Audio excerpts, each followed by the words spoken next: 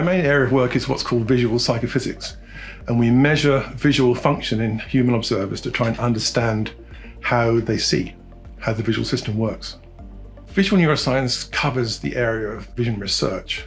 It's a sort of way of linking psychophysics to neuroscience, which is a combination of psychology, measuring human function, and physics, making sure that the stimuli we use are very carefully controlled and physically accurate.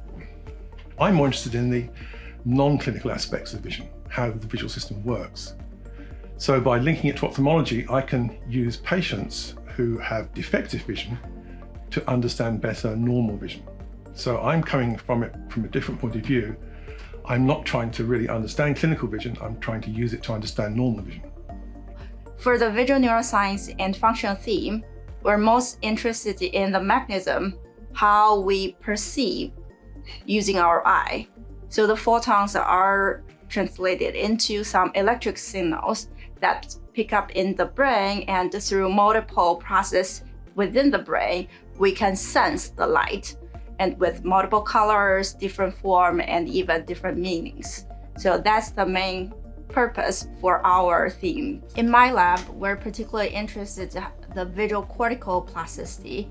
One aspect of that, we're trying to develop advanced techniques so that we can better perceive all different neuron types, cell types within the brain that interact to facilitate this process.